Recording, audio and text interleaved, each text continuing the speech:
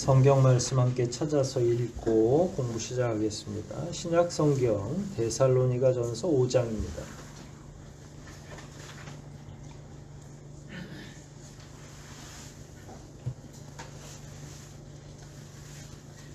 (19절부터) (22절까지의) 말씀.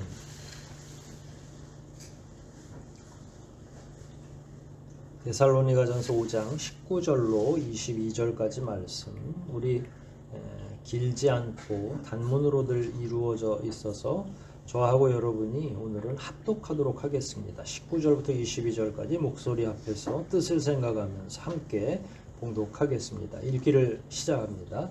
성령을 소멸치 말며 예언을 멸시치 말고 범사에 헤아려 좋은 것을 취하고 악은 모든 것으로 버리라. 아멘.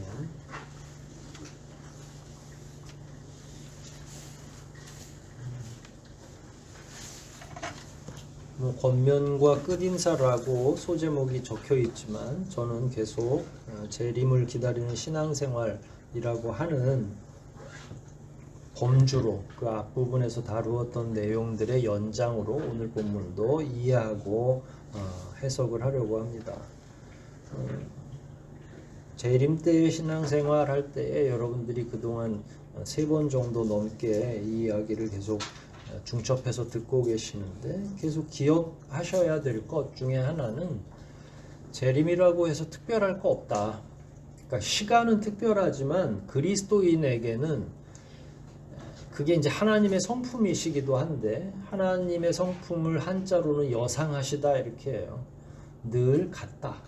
그러니까 창조 때나 마지막 재림 때나 하나님의 성품은 하나님의 성품은 여러 가지가 있겠죠. 온유하시고 자비하시고 또 때로는 능력이 성품으로 표현될 때에는 그 위대하신 창조적 능력 이런 것들이 시시각각 변하시지 않아요. 늘 동일하시죠. 하나님께서 우리의 신앙을 평가하실 때도 저는 동일하다고 생각을 해요. 그러니까 어느 선수 한 사람을 이렇게 지켜보고 계시는데 기록 낼 때만 지켜보는 게 아니라 연습하고 훈련하고 또 집에서 생활하고 하는 모든 과정을 하나님은 귀하게 보고 계시는 것. 그런 의미에서 이게 이제 재림이라고 하는 독특한 또 특별히 임박한 종말이라고 하는 독특한 상황에 매여서 이 글이 쓰여져 있긴 하지만 내용을 보면 2주 전에 얘기했죠. 보통 한국에서 재림이나 임박한 종말론자들, 시한부 종말론자들은 주로 막 다급하게 사람들을 보채기도 하고 그 교회 안 나오면 다 망할 것처럼 얘기하지만 성경 본문 어디에도 그런 방식으로는 이야기하고 있지 않다. 그리고 바울도 지금 계속 그런 내용을 이야기할 때 다급하다기보다는 평범한 일에 평소에 하는 일을 더 적극적으로 잘할 것을 사실 그러면서 평범하게 그러니까 천국 올라가는 게 특별하지 않다는 건 아니에요. 하나님 나라에 올라가는 게 특별한 일이죠. 그런데 그리스도인들에게는 오늘 살다가 내일 올라가는 게 그렇게 특별하지 않아요. 그러니까 여기에서 편안하게 잘 사는 사람들은 올라가는 걸 두려워하거나 다급하게 생각할 필요도 없고 신앙생활 그대로 잘하면 된다라고 하는 전제가 굉장히 중요한 전제라는 거예요. 이거는 이단을 우리가 구별해낼 때에도 굉장히 유용한 기준이라고 생각하거든요. 그러니까 자꾸 여러분한테 누군가가 초대해서 무슨 성경 공부 한번 가보자. 그럼 자기네끼리 막 모여서 자기네만 옳다고 하면 저희가 봐서는 그건 10중 8구는 거의 100% 잘못된 교리를 가지고 있는 그릇된 종파가 아닐까. 그런 면에서 바울의 이 이야기들은 좀 싱겁게 보여진다고 말씀을 드렸죠. 이런 건 뭐 평소에 하라고. 그래서 우리도 이 본문 해석할 때 예전에는 다 그냥 범사에 감사하라 뭐 이런 정도를 평범한 상황에 대입해서 이야기를 했지 언제 재림과 관련해서 이거를 해석하지는 않았다. 요게 이제 2주 전까지 계속 이야기했던 내용이에요. 그런 측면에서 오늘 본문도 좀 살필 필요가 있죠. 다시 한번 보십시오. 성령을 소멸하지 말라, 예언을 멸시치 말라, 범사에 헤아려 좋은 것과 또 나쁜 것을 잘 살펴보고 좋은 것은 취하고 나쁜 것은 모양이라도 버려라. 뭐 이렇게 표현하고 있죠. 아주 짧은 구절 단문으로들 이루어져 있고 내용은 되게 명백하게 문장이 길면 주어나 목적어 찾기가 되게 쉽지 않을 수도 있죠. 그러나 여기서는 그냥 간단하게 뭐뭐뭐 해라, 뭐뭐뭐 하지 마라 이렇게 딱 결정되어 있는 거잖아요. 아주 명확하게 본문을 다루고 있고 이런 정도는 사실은 꼭 재림때가 아니라 지금도 여전히 해야 될 일인 거죠. 근데 사실 이 말씀이 선포된 이후에 지금까지는 다 이 재림신앙의 그늘 안에 있는 거예요. 저희들도 뭘 기다려요? 예수님의 재림을 기다리고 있는 거죠. 그렇게 보면 우리도 역시 그래서 신약 성도라고 해요. 이 시대의 교인들.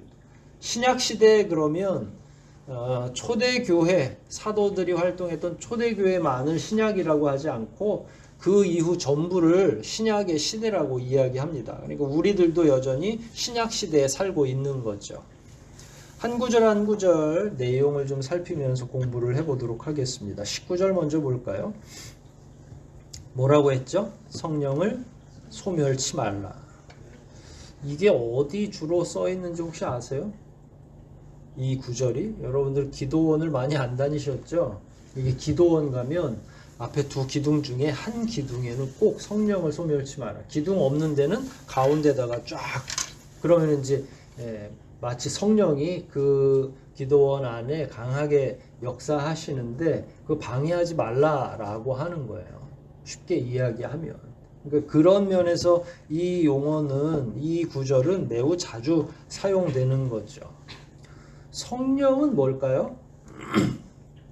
여러분들이 아시는 걸 상상하시면 돼요. 성령은 뭘까요? 이렇게 하면 질문이 조금, 왜냐하면 우리는 사실 인칭 명사가 따로 있으니까 성령은 어떤 분일까요? 뭐 이렇게 누구실까요? 이렇게 물어보는 게 원래 적당한 거죠. 근데 성령님을 혹은 성령을 소멸치 말라라고 했죠. 맞습니다. 기본적으로 성령이라고 하는 건 먼저 삼위일체 하나님 가운데 한 분이신 성령 하나님을 의미하는 게 맞아요. 근데 이제 그렇게 되면 이 질문 답변 그 19절과 관련해서 이 문장이 되게 매끄러워지지 않아요. 그럼 다음 질문이 어떻게 되냐면 독자 입장에서는 그럼 우리가 성령을 멸할 수 있나? 소멸할 수 있나? 이런 질문이 생기게 되죠. 이걸 성령님이라고 딱 단정해서 해석을 하면 우리가 그럼 막 성령을 쳐부수거나 거절하거나 뭐 성령을 없애버리거나 뭐 이렇게 할 수 있다는 말인가? 본문은 그렇게 지금 원문적으로도 그렇게 해석이 되어 있거든요. 그럴 때 이건 인격적인 성령님을 의미하는 건 아니겠구나라는 거예요. 그러면 어떤 의미가 될 수 있을까요? 이 성령이 삼위일체 성령 하나님이 아니라면, 그래서 우리가 소멸한다는 게 하나님을 소멸하는 게 아니다, 이건 조금 다른 의미다라고 한다면 여기에 성령은 무엇을 의미할까요? 성령의 역사, 성령의 은사, 성령의 활동, 이런 부수적인 것, 성령님이 활동하심으로 말미암아, 성령님이 역사하심으로 말미암아 생겨나는 부가적인 기적들 같은 거, 방언도 여기에 속할 수 있죠. 치유의 능력도 속할 수 있겠죠. 그러니까 이런 것들을 성령이라고 통칭해서 부른 거예요. 성령의 활동, 성령의 사역으로 말미암아 발생한 다양한 일들, 이런 것들, 그리고 여전히 벌어지고 있는 그런 활동들, 이런 것들을 의미한다. 그러니까 인격적인 성령님 자체, 사실 그래도 말이 안 되는 건 아닌데 그거보다는 성령님의 활동으로 말미암아, 사역하심으로 말미암아 발생한 다양한 것들, 이런 것들을 소멸한다라고 하는 거예요. 사실 19절을 좀 더 쉬운 번역의 성경으로 보면 현대인의 성경에는 이렇게 표현되어 있어요. 성령의 활동을 제한하지 말라. 그러니까 그렇게 되면 좀 더 이해하기가 쉽죠. 성령님이 활동하시면 어떤 일이 일어나요? 사람이 활동하는 거하고 다르죠. 성령님은 반드시 능력으로 발현돼요.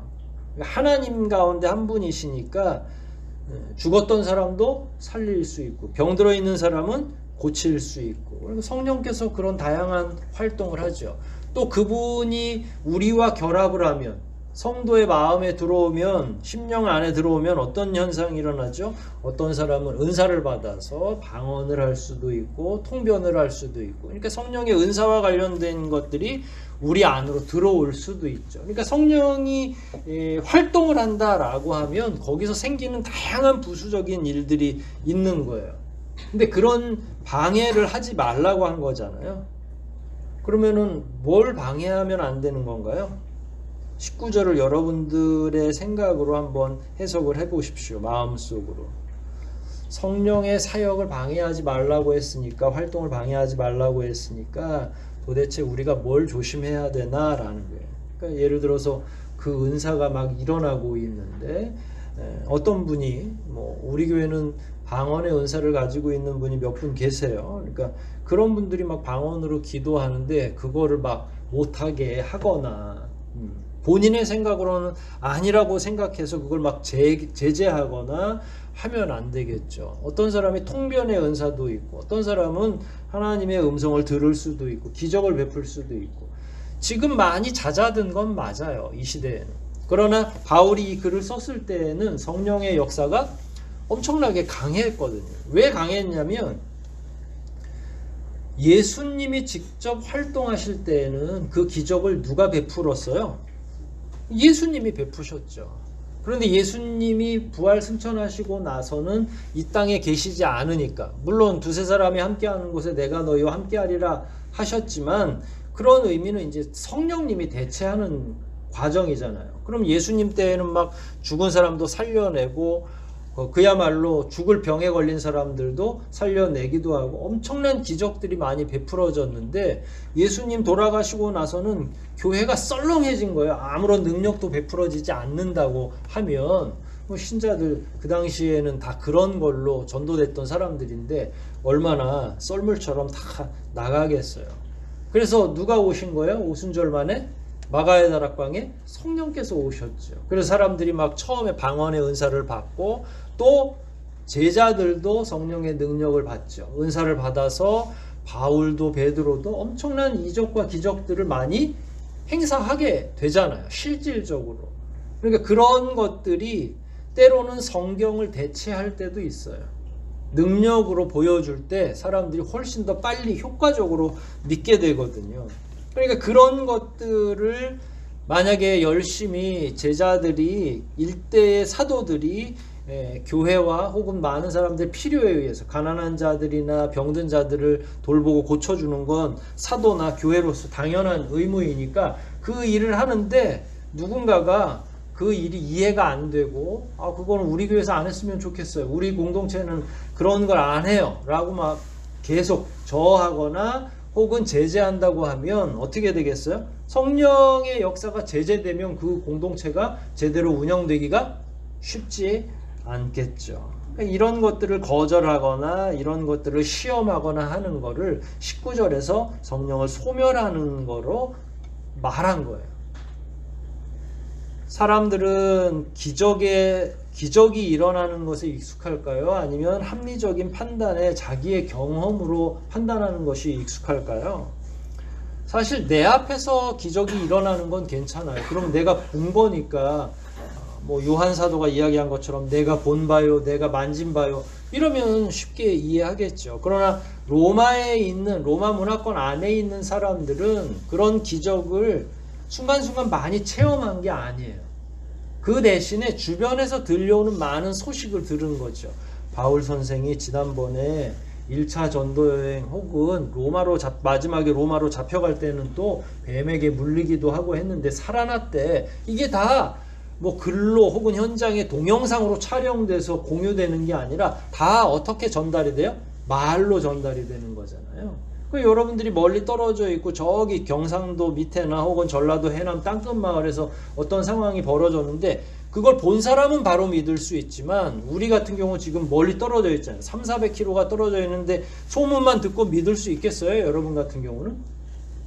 믿기가 어렵죠. 믿기 어려우면 어떤 반응이 일어나냐면, 그거 거짓말일 거야 라고 하는 거죠. 거기까지는 좋은데, 거짓말일 거야 하고 안 믿으면 괜찮은데, 본인만 안 믿는 게 아니라 공공연하게 일어나는 그런 모든 것들을 못하게 하거나 성령의 능력, 성령의 은사에 대해서 계속 무시하게 된다는 거예요. 사람들의 성품상. 그래서 주로 초자연적인 일들이나 인간의 한계를 뛰어넘는 일들, 이런 걸 직접 보지 못하고 소문으로만 들었던 사람들은 사실은 성령의 은사, 성령이 활동하는 것, 이런 것들에 익숙하지 않으니까 이해가 안 되고, 본인이 이해가 안 되니까 이런 것들은 믿을 수 없다라고 하는 거예요. 사실은 역사적인 예수 찾기 운동이 19세기 얼마 전이에요. 한 200년도 안 됐어요. 그때 신학자들이 진짜 예수님이 살아계셨다 과거에, 그 예수님을 한번 찾아보자 하는 의도로서 역사적 예수 찾기 운동을 벌였어요. 무슨 새마을 운동도 아니고. 그런데 그때에 사람들이 역사적인 예수니까 사람들이 이해해야 되는 면이 있으니까 사람들은 초자연적인 건 안 믿으려고 하니까 기적도 빼고 뭐도 빼고 이런 능력들을 다 빼고 진짜 예수만 한번 찾아보자 했는데, 예수님한테 능력 빼면 뭐가 남아요? 복음서의 대부분이 능력이 있는 건데, 삼위일체 하나님이 역사하신 모든 내용이 복음서의 전체 기록의 내용들인데 동전녀 탄생은 또 그럼 믿을 수 있겠어요? 하나님의 능력과 역사적인 이런 모든 것들이 조화를 이룰 수가 있습니까? 인간의 이성으로는 그걸 이해할 수가 없는 거죠. 이런 모든 걸 제거하면 기독교가 무너져요. 성령의 능력을 무시하거나 불신하게 되면 기독교 자체가 무너진다는 거예요. 그러니까 바울이 이런 얘기를 하는 거죠. 성령의 역사가 활발해야만 된다라는 거예요. 교회의 기본적으로. 그래서 성령을 회방하면 안 되고 훼손하면 안 된다 얘기한 거예요. 그럼 반대급부, 성령이 활발하게 활동하려면 어떻게 해야 돼요? 그건 사실 앞부분에서도 여러 차례 이렇게 다루었죠. 성령은 어느 때 여러분에게 크신 은총을 베풀까요? 여러분들의 마음밭이 좋을 때일까요? 이 유초등부 정도 수준으로 제가 물어보는 거거든요. 또 혹시 어려워하실까봐. 여러분이 선한 삶을 살아갈 때 성령이 임재하시겠어요? 아니면 나쁜 짓을 할 때 성령이 임재하시겠어요? 이것도 어려워요. 당연히 우리가 선한 삶을 살아갈 때. 그러면 성령을 훼손하지 않으려면, 회방하지 않으려면 어떻게 해야 돼요? 그분을 맞아들이려면, 그리고 그분의 역사와 능력이 내게, 그래서 성령의 은사를 오늘날에도 하나님 성령의 은사를 주십시오라고 기도하는 성도들이 많잖아요. 오늘날에도 방언도 하고 싶고 치유의 은사도 좀 내가 가졌으면 좋겠고, 뭐 그런 은사가 있는 건 좋아요. 그러면 내가 실제로 그 은사를 받으려면 어떻게 해야 되느냐 하고 똑같은 말이에요. 사실은 성령이 여러분에게 능력을 주시든 혹은 여러분의 가정에 임재하시든 여러분의 마음에 평안을 주시든 그러려면 나로서의 준비가 있는 거예요. 근데 그 개인이 모여있는 게 공동체잖아요. 그러니까 나 혼자 노력해서는 안 되고 교회 공동체가 함께 성령의 임재를 위해서 노력해야 되는 거죠. 마가의 다락방이 오순절날 성령이 임재하셔서 120명 넘는 사람들이 성령 충만하고 각 나라별로 자기네는 말을 했지만 사람들이 다 알아들을 정도로 통변하고 번역을 했잖아요. 그 역사가 공동체 안에서 일어난 이유는 뭐냐면 적어도 거기 모인 120명은 마음이 똑같았던 거예요. 다 성결했던 거죠. 그러면 성령을 회방하지 않고 반대로 성령이 임재하게 하려면 여러분이 지금 생각하는 거, 뭘 생각하시는지 모르지만 예를 들어서 쉽게 표현하면 하나님을 온전히 신뢰하는 것. 아니 신뢰해야 그분이 임재하시잖아요. 하나님을 안 믿는데 하나님이 오시겠어요? 그럼 믿음의 문제 눈에 보이지 않죠. 그런데 눈에 보이는 것까지 변화하면 더 좋죠. 그게 생활의 변화, 삶의 변화를 의미해요. 성령이 임재하려면 적어도 두 가지가 같이 가야 되는 거죠. 믿음의 토대가 완전하게 마련이 될 것. 두 번째로는 하나님께서 기뻐하시는 거룩하고 경건한 삶이 우리 안에서 유지돼야 된다는 거예요. 그 두 개가 같이 일어날 때 누가 임재하실 수 있는 토대가 마련된다는 거예요? 성령이 역사할 수 있는 토대가 마련되는 거죠. 삶의 현장이 성결하지 않으면 어떻게 되겠어요? 성령이 역사하기가 어렵죠.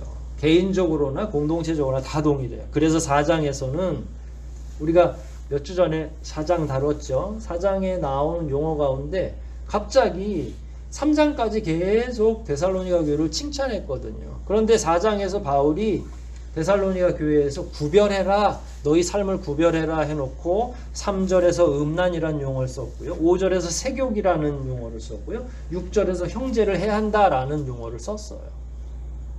근데 그걸 하라는 거예요? 하지 말라는 거예요? 문화권 안에 그런 것들이 주변에 너무 많이 들어와 있으니까 그걸 하지 말라고 한 거예요. 실상은 이미 바울이 다 부분에 얘기하고 있는 거예요. 성령이 충만하려면 어떻게 해야 되는지. 어떻게 하면 되겠어요? 지금 말씀드린 그런 내용들을 그런 환경 속에서 살더라도 신자로서의 거룩함과 자존감을 지키는 거죠. 저는 이걸 한마디로 표현한다고 하면 자기 경건을 유지한다는 거예요. 이건 어떻게 뭐 관리가 안 되잖아요. 제가 집사님들, 권사님들 전화해서 막 새벽 5시부터 오시라고 하고 6시에 뭐 하셨냐고 식기도는 하셨는지 성경은 몇 장 읽었는지 계속 파악하고 할 수가 없잖아요. 이건 누가 하는 일이냐면 본인이 하나님 앞에서 여러분 성령이 여러분 가운데 충만하고 여러분 가정에 성령이 충만하게 임재하면 좋겠죠. 뭐가 뭔지는 모르지만 아무튼 그랬으면 좋겠죠. 당연합니다. 왜냐하면 그러면 전도도 자연적으로 일어나고 미니 대운이가 오랫동안 이제 부모님 전도를 위해서 기도하셨는데 이제 만약에 부모님 전도하려면 본인들의 선행만 가지고는 이제 안 되지. 왜냐면 그 오랫동안 변화를 촉구하고 했어. 근데 안 돼요. 그럼 어떻게 해야 돼요? 성령이 진짜 그 가정에 와야죠. 성령을 초대해야죠. 그러려면 두 사람이 그 형제가 집안에서 해야 될 일들이 많은 거죠. 하나님에 대한 전적인 신뢰, 내 삶의 변화, 그리스도인으로서의 경건하고 거룩한 삶, 이런 게 전제가 돼야만 그 다음이 진행이 될 수 있는 거예요. 바울은 성령을 소멸하지 말라는 말로 오히려 그럼 소멸하지 않으면 어떻게 해야 되는지도 묵상거리로 우리에게 주신 거죠. 소멸까지는 안 하더라도 그럼 그분을 초대하려면 어떻게 해야 되느냐? 그 내용이에요. 거기서 이제 20절로 넘어가죠. 예언을 멸시하지 말라. 성령도 소멸해서는 안 되고 예언을 멸시해서도 안 되고. 예언은 뭐죠? 여러분들이 생각하는 예언 그냥 말씀하시면 돼요. 미래를 예측하는 게 원래는 예언이에요. 그리고 성경에서도 가끔씩 그런 미래 예측에 대한 예언이 나오죠. 그리고 특히 하나님이 예언을 잘하세요. 밑도 끝도 없이 그 200만 명이 지금 400년 동안 노예 생활하고 있는데 너희가 저 적과 꿀이 흐르는 땅으로 들어갈 거다. 거기에 정착해서 많은 나라들을 지금 이제 완전히 쪼들려서 노예 생활하고 있는 데다가 비전을 주신 거예요. 그러니까 그게 예언 같은 거죠. 미래를 내다보고 앞장서서 말씀해 주는 거. 또 하나는 뭘까요? 예언이라고 하는 말이 성경에서 의미하는 바는 성경을 잘 해석해 주는 행위를 예언이라고 해요. 그러니까 예언자들은 누구냐면 미래를 예측해 주는 점쟁이들이 아니라 하나님이 말씀해 주시잖아요. 그 당시에 성경이라고 하는 건 이게 버벌이에요. 오랄이에요. 말씀으로 주시고 말씀으로 전달을 해야 돼. 기록되어 있는 말씀이 아닌 거예요. 예전에는 예언자들 살아있을 때에는. 그러면 예언이라고 하는 건 뭐냐면 하나님이 1차로 제게 말을 해줘요. 그럼 나는 그 하나님의 말씀을 자고 하나 틀리지 않고 내 해석을 겸비해서 하는 게 아니라, 그리고 마치 자기 말인 것처럼 하는 게 아니라 어떻게 해야 돼요? 하나님이 가라사대 그리고 그냥 녹음기처럼 그대로 전달하는 행위를 뭐라고 그런다고요? 뭐라고 그런다고요? 예언이라고 한다고요. 그러니까 미래를 예측하는 것도 예언이지만 성경에 나오는 예언이라고 말하는 건 성경을 풀어서 설명하는 것도 예언이라고 하는 거예요. 근데 우리는 다 예언하면 뭘로 이해해요? 점치는 것처럼 미래를 예측하는 것만 예언이라고 하죠. 저는 지금 뭘 하고 있는 거죠? 예언을 하고 있는 거죠. 그런 면에서는 하나님의 뜻을 있는 그대로 전달하려고 하는 행위. 바울 당시에는 구약과 또 기록되어 있는 몇몇 복음서들이 있었죠. 그런 걸 잘 해석해 주는 행위를 예언이라고 합니다. 물론 복음서를 그 당시에 성경이라고까지는 부르지 않았을 거예요. 하지만 신자들은 분명 복음서를 듣고 공부하고 학습했을 거예요. 구약의 내용은 뭡니까? 총체적으로 요약하면 메시아가 오실 것이다. 오실 메시아예요. 그럼 복음서는 무슨 내용이에요? 구약에서 예언했던 그 메시아가 바로 이분입니다 라고 예수 그리스도를 소개해 주는 거예요. 근데 소개를 누가 해요? 예언자가 하는 거죠. 그 예언자가 누구예요? 사도들이고 설교자이고. 그렇다고 또 여러분들이 이걸 또 그냥 바로 받아가지고 아이고 목사님이 예언자셔 이렇게 이해하시면 안 되고요. 그 행위 자체가 예언이라는 의미를 포함하고 있다라는 거예요. 그런데 문제는 20절에서 뭐라고 표현했냐면 예언을 뭐라고 그랬어요? 멸시치 말라. 그럼 사람들이 멸시한다는 얘기잖아요. 그리고 이건 교회 안에다 보낸 편지니까 가끔 교회 안에서도 멸시하잖아요. 그러니까 멸시치 말라고 했겠죠. 여러분은 어떤 경우에 설교를 탐탁하게 여기지 않나요? 여러분 주로 제 설교를 들으니까 혹시 잘못 말하면 또 제 경험으로는 참 이렇게 말씀드리면 그렇지만 설교 준비 너무 안 된 설교 들을 때 좀 화가 나는 경우가 있죠. 청중으로서. 목사님이 매번 똑같은 말만 할 때도 화가 나기도 하고요. 설교라고 하고 자꾸 교인들 야단칠 때도 화가 나기도 하고. 본문만 읽어놓고 자꾸 자기 생각만 이야기할 때, 본문을 해석하지 않고 또 정치 얘기만 그냥 쫙 주구장창 늘어놓거나 우스갯거리 얘기하거나 예화가 90% 이상 막 차지하면 저는 그건 바른 설교도 아니고 예언도 아니라고 생각해요. 그럴 땐 막 화가 날 수도 있겠죠. 그럼 교인들의 마음이 다 딴 데로 가는 거예요. 근데 이 당시에 왜 바울이 이렇게 썼을까? 저는 19절과 연결해야 된다고 생각해요. 그 예언을 무시하지 않았어요. 또 성령도 소멸하지 않았어요. 성령을 소멸하지 않으면 성령의 역사가 엄청나겠죠. 그리고 성령의 초자연적인 능력, 기적들이 막 베풀어지면 사실 이렇게 말씀을 증거하는 건 싱겁게 느껴지죠. 여러분 제가 막 질병을 고쳐주고 여러분들이 앓고 있는 질병을 막 안수만 하면 벌떡벌떡 일어나고 막 우리 저 누구예요?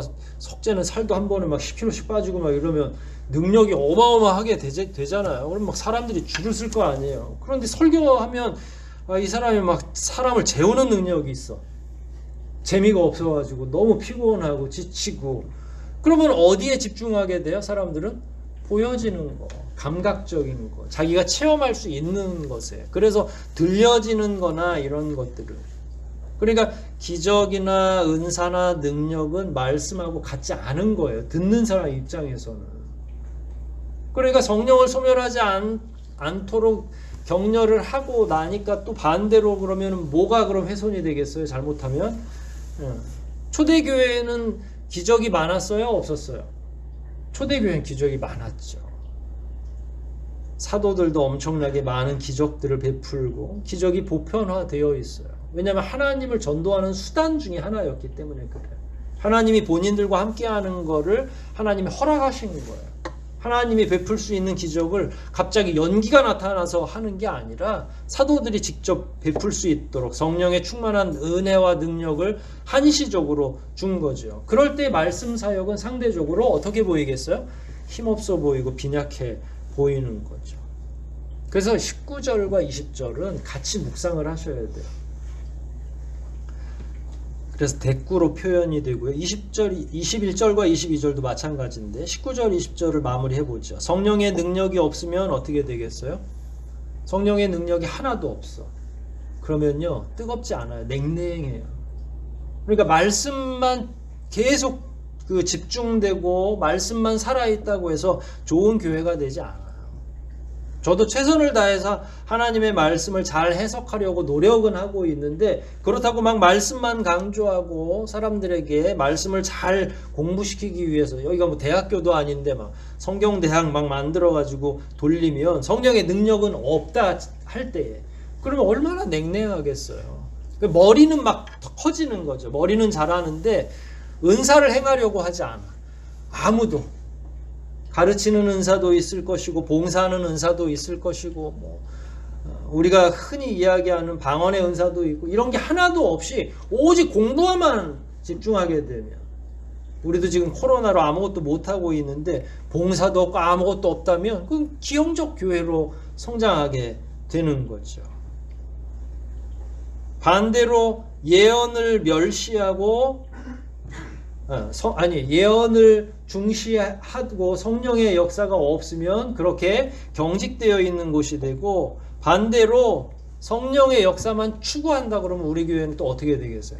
능력을 받으라고 매 시간마다 막 성령 받으라고 이야기하고, 사람들에게 예를 들어서 기본적으로 방언을 못하면 막 교인 취급도 안 하고, 예전에 그랬어요. 실제로 방언 못하면 성령 안 받은 거라고 이야기했거든요.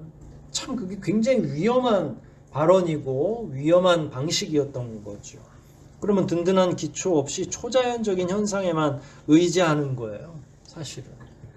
그렇게 되면 신앙 자체가 기적만 추구하는 이상한 집단이 돼버리는 거죠. 광신자 집단으로 변할 확률이 많습니다. 그렇게 되면 무속적 신앙으로 변하는 경우도 굉장히 많이 봤어요. 저는 우리 교회가 성령의 은사를 추구하는 건 좋아요. 그런데 성령의 은사든 성령의 능력이든 사랑의 은사가 제일 값지죠. 방언을 할 수도 있고 여러분들이 뭐 더 특별한 은사를 가지실 수도 있어요. 그러나 가장 더 귀하고 중요한 은사를 선택하라고 하면 저는 여러분들이 사랑의 은사를 받았으면 좋겠어요. 이해하시겠죠? 이게 어떤 내용인지는. 따라서 19절과 20절은 기본적으로 그렇게 생각하시면 돼요. 말씀의 기초가 든든한 사람이 되거라. 또한 한편으로 하나님의 능력을 신뢰해라. 그래야만 재림신앙을 잘 유지할 수 있고 마지막 때 균형 잡힌 공동체가 될 것이다 라고 하는 거예요. 둘 중에 하나만 잘못돼도 재림 때까지 버틸 수 있는 능력이 안 돼요, 그런 교회는. 그 교회뿐만 아니라 개인적으로도 마찬가지예요. 여러분 가운데 어떤 분은 설교 말씀을 듣고 그걸 분석하고 계속 말씀을 공부하는 게 더 익숙하고 좋은 분들이 계실 거예요. 성령의 은사는 약할 수도 있죠. 그럼에도 불구하고 성령이 주시는 평안과 위로와 또 성령이 공동체 안에서 우리로 하여금 가지도록 하는 우리 나름의 은사들, 이런 것들은 우리 스스로가 추구해야 되겠죠. 그렇다고 그걸 막 광적으로 추구하실 필요는 없고, 그런 것들이 있음을 알고 내가 하늘에 썩어지는 미랄이 되겠다 하는 마음만 있어도 저는 성령이 충분히 여러분들을 감동시킬 수 있다고 생각하거든요. 그러니까 그 두 가지가 기준을 이루어야 된다. 균형을 가져야 된다라는 그 의미입니다. 21절, 22절 보십시오. 이것도 대꾸예요, 사실은. 한 문장으로 읽는 게 좋아요. 붙여서 읽어볼게요. 범사에 헤아려. 이거는 앞뒤 다 맞은 거예요. 좋은 것은 취하고 악한 것은 어떻게 해요? 모양이라도 버려라. 이거 대꾸잖아요. 취할 것과 버릴 것을 구별하는 거죠. 근데 여기서 중요한 건 범사에 헤아려 라는 말이에요. 범사라는 건 뭐죠? 모든 거잖아요. 그러니까 여러분들의 삶에 기도하지 않아도 될 영역은 없는 거예요. 하나님께 허락받지 않아도 될 영역은 하나도 없어요. 여러분 밥 먹을 때마다 허락하나요?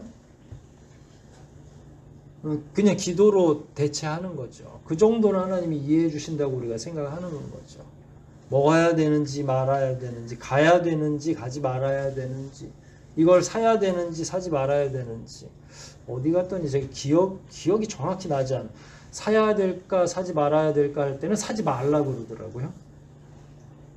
물건 구입과 관련해서는 가야 될까 가지 말아야 될까도 조심해야 될 것은 가지 말아야 되는 거죠. 그러니까 그런 것들을 끊임없이 계속 판단하는 능력이 그리스도인들에게 필요하다는 거예요. 현장이 너무 다양하고 문화가 상충하고 있는데 거기다가 교회 문화까지도 있는 거잖아요. 그러면은 고민하지 않으면 어떻게 돼요? 예전 문화대로 산다는 거예요. 바울이 이 편지를 누구에게 쓴 거죠? 로마 문화권 안에 있는 데살로니가 교회들에게 편지를 쓴 거예요. 굉장히 중요한 도시였거든요. 근데 거기는 어떤 문화가 있겠어요? 기독교 문화하고 같겠어요? 다르겠어요? 다르죠. 그러니까 시대적 상황도 있죠. 그 당시 문화적 상황이 있죠. 그럼 로마 문화권 안에서 말하는 선과 악, 그것과 또 성경이 말하는 선과 악이 같을 것 같아요? 다를 것 같아요? 같지 않아요. 문화 안에서 말하는. 저기 아프리카 어디에서는 사람을 잡아먹는 것도 괜찮대요. 식인 문화가 있는 데는 그렇잖아요. 남녀 차별하는 문화가 얼마나 많습니까? 여성이 상위든 남성이 상위든 간에 하나님은 공평하게 인간을 창조하셨는데 인간들이 자기의 문화적 취향을 따라서 그 기준을 버린 거죠. 그럴 때 여러분들은 뭘 선택하죠? 굉장히 혼란스러운 거예요. 이게 언제냐면 데살로니가 교회가 개척되고 나서 몇 개월도 안 된 상태에서 보낸 거예요. 그러니까 바울이 고민하고 그 사람들을 묵상할 때마다 이 사람들이 힘들긴 하겠다. 내가 성경적 기준을 얘기는 했는데 이 사람들은 그동안에 20년, 30년, 50년씩 어떤 문화에서 살았어요? 성경 없는 문화에서 살았잖아요. 로마 문화권 안에서 살았잖아요. 그러면은 고민이 되겠어요? 안 되겠어요? 그렇다고 전화가 있으면 괜찮죠. 톡으로 바울 선생님 잘 계세요? 제가 요즘에 이런 거 고민하는데 어떻겠어요? 바로 물어보면 바울이 바로 즉답을 했겠죠. 그건 이렇게 하는 게 좋아. 그런데 이 당시에는 그게 안 되는 거예요. 그래서 할 수 있는 말이 범사의 모든 일에 분별하라는 거예요. 집중력을 가지고 살펴보라는 거죠. 그게 선인지 악인지. 초기 그리스도인들은 원래 살아갈 때에 본인들이 로마 문화권 안에서 죄가 아닌 줄 알고 살았던 게 너무 많은 거죠. 노예를 다스리거나, 여러분 노예라는 문제는 그냥 단순히 우리 집안에서 일하는 이 정도가 아니라 살리고 죽이는 권한까지가 주인에게 있는 거예요. 죽었어, 노예가 일하다가. 진짜 내 재산이 하나 축났네. 그러니까 죽음에 대한 애도나 마음 아픈 게 있는 게 아니라 그냥 재산 중에. 그럼 그 당시에는 그게 그 사람들의 문화였어요. 그 사람들의 윤리의 기준이었어요. 노예는 그냥 물건의 하나고 재산의 하나니까. 그런데 하나님을 공경하고 이웃을 사랑하는 기독교가 들어오면 이게 헷갈리기 시작하는 거죠. 초신자일 때는. 이게 노예 내 재산인지 아니면 내 형제인지. 초대교회에 사실 혼재돼서 왔거든요. 노예 출신의 그리스도인들이 교회 안으로 들어오면서 굉장히 많은 혼란을 일으키기 시작했어요. 실제로. 그랬을 때 여러분 같으면 어떻게 하겠어요? 어느 게 우선이에요? 우리는 그동안 많은 세월을 하나님 안에서 성경적 기준으로 살았으니까 그래도 노예를 해방시켜주고 이렇게 생각할 수 있죠. 그러나 이 편지를 받았던 당시에 소아시아의 대부분의 교회들은 거기서 나온 지 얼마 안 되고 혼란 속에 쌓여 있는 거예요. 그러면 초기 그리스도인들은 원래 죄 아닌 줄 알고 살고 있다가 성경 읽다가 죄라는 사실을 깨닫게 되잖아요. 그럼 얼마나 혼란이 되겠어요. 그래서 바울은 어쩔 수 없이 그래서 잘 살피라고 얘기하는 거죠. 삶의 모든 것들이 충돌되는 경우도 있어요. 그래서 바울은 뭔가 특별한 행동을 하라고 하기보다는 그런 매 순간마다 지혜를 발휘하는 게 재림을 준비하는 거라는 거예요. 특별한 거를 하는 게 아니라 하나하나 삶의 모든 부분을 조심스럽게 살피는 것. 재림이라고 해서 특별한 걸 추구하는 게 아니라 기본 양심, 성경적 기준 이런 것들을 고민하고 묵상하고 그걸 충족시키기 위해서 내 변화를 촉구하는 것. 지금은 그런 질문을 안 하죠, 여러분들이. 이게 어떤 질문이냐면 이제 초신자 청년들이나 중고생들을 가르치다 보면 목사님, 저희 어머니 아버지가 안 믿으시는데요. 그래. 근데 엄마 아빠가 교회 나가지 말래요. 근데 제가 계명을 보니까 부모님한테 공경해라 라고 5절이 있잖아요. 5계명이. 근데 또 4계명은 또 뭐예요? 주일을 성수하라고, 안식일을 거룩히 여기라고 하잖아요. 그럼 이제 초신자가 이제 묻는 거예요. 초신자 때 물어요. 지금은 그런 거 물어보는 청년이 하나도 없죠. 당연히 본인들이 다 알아서 하는 거죠. 그러면 뭐라고 대답하겠어요? 아이고 그랬구나. 부모 공경도 되게 중요하고 이게 상충되면 자칫하면 누군가 상처가 되기도 하고 과정이 필요한 거죠. 부모 공경하는 마음으로, 그러나 이렇게 상충될 때는 일단 하나님의 계명이 우선이에요? 세상 계명이 우선이에요? 10계명 안에 있더라도 하나님에 관련된 계명이 우선일까요? 사람에게 관련된 계명이 우선일까요? 여러분들이 아마 대답을 다 알고 계실 거예요. 그대로 얘기하죠. 그러나 덧붙이죠. 이거는 장기적으로 가야 될 것 같아. 그게 아까 얘기했던 그 내용이에요. 하나님을 내가 신뢰하고 내가 계명을 지키는 건 좋은데 나와 함께 공동체를 이루고 있는 그게 가족이 됐든 혹은 또 다른 형제가 됐든 아직 준비가 안 된 사람들한테는 뭔가를 보여줘야 돼. 지속적으로 내가 건전한 인격체를 가지고 교회 간다고 하니까 이상한 데 끌려가는 게 아니라 오히려 그전보다 더 가정과 공동체를 위해서 헌신적이 되고 사람들을 더 공경할 줄 알고 부모에게 그전에는 막 그야말로 대들거나 잘못된 태도, 공경하는 태도가 아니라 잘못된 태도. 그래서 사람들이 이상하게 공경을 안 하면서 꼭 그런 말에는 순종하는 게 공경이라고 자꾸 착각하고 있거든요. 그러니까 이런 것들을 구별하면서 하나님을 전적으로 신뢰하고 자기의 삶이 변화될 때 누가 감동하겠어요? 부모들이 감동하는 거니. 그래서 장기적인 시간이 필요한 거죠. 그래도 안 되는 건 어떡할까요? 그건 또 목사가 어떻게 알겠어요? 하나님의 때가 있겠죠. 하나님이 그런 사람을 구원하시겠죠. 그래서 그 과정에서 우리의 삶이 먼저 변화되고 부모를 감동시키고 그래서 나중에 다 나오게 되면 부모를 공경하기도 하고 하나님께 예배하는 것도 다 충족이 되는 거죠. 간단한 예지만 우리는 늘 살면서 이런 정도의 고민을 하고 있다는 거예요. 근데 이런 고민이 중단되면 어떻게 돼요?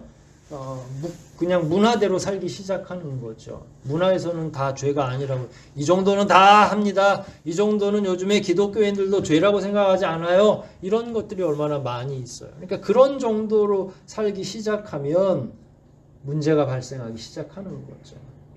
그래서 바울은 21절 초반부에 말씀드렸죠. 범사에 헤아려라 라는 말을 한 거예요.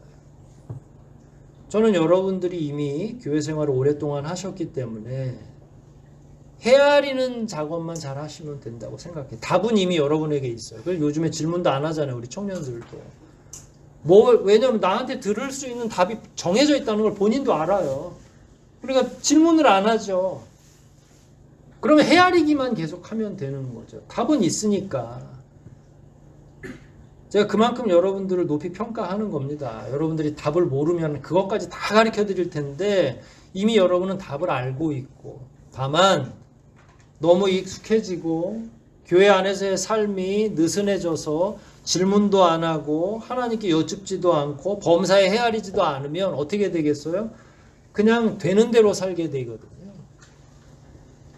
날카로운 그리스도인으로 살아가는 게 아니라 문화를 따라가는 종속되는 그런 삶을 사는 거죠.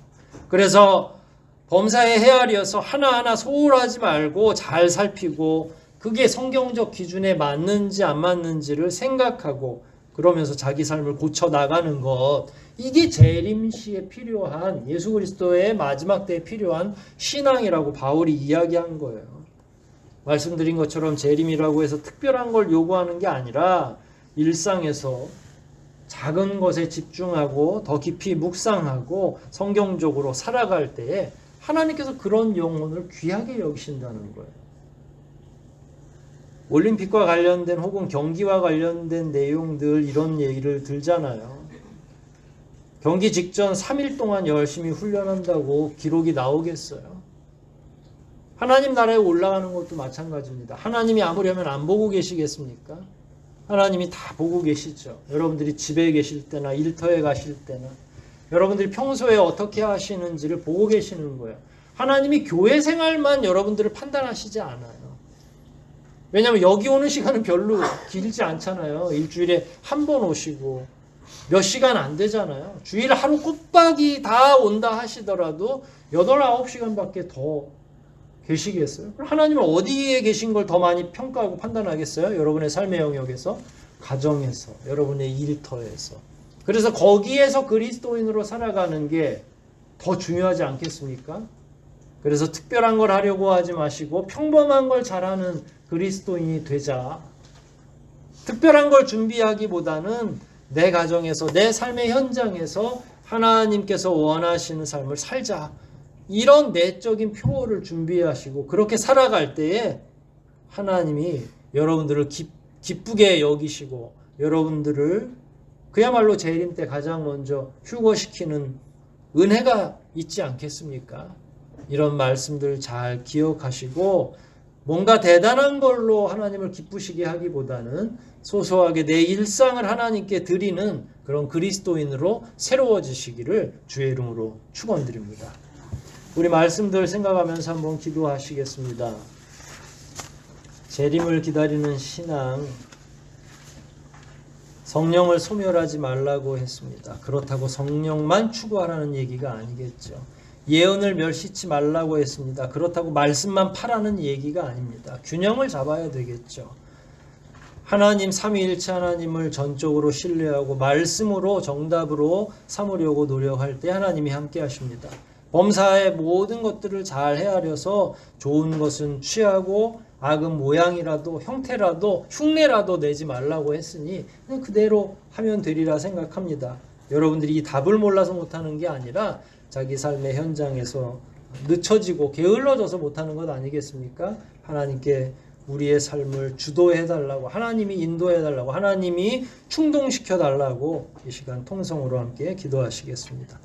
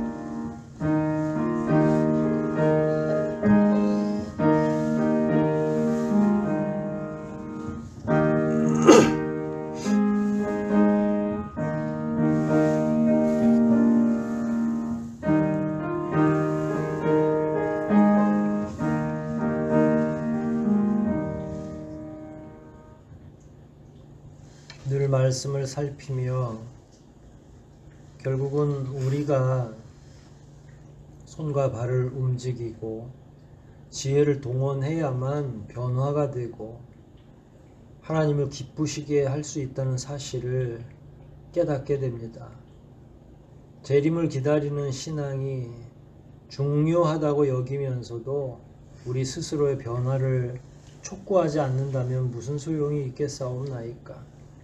오늘 배운 짧은 한 구절의 말씀이라도 제대로 이해하게 도와주시고 하나님 앞에서 혹은 세상 사람들 앞에서 떳떳하고 거룩하게 살아갈 수 있는 힘과 능력을 공급하여 주시옵소서. 우리 삶을 통해 하나님을 기쁘시게 하기를 원합니다. 이전까지 살았던 게으르고 나태한 삶을 뒤로하고 더욱더 하나님 앞에서 신앙인으로서 부끄럽지 않게, 사람들 앞에서 믿는 자로서 부끄럽지 않게 살아갈 수 있는 지혜와 능력을 공급하여 주시옵소서. 모든 것 주님께 의탁하오며 예수 그리스도 이름 받들어 간절히 기도하옵나이다. 아멘.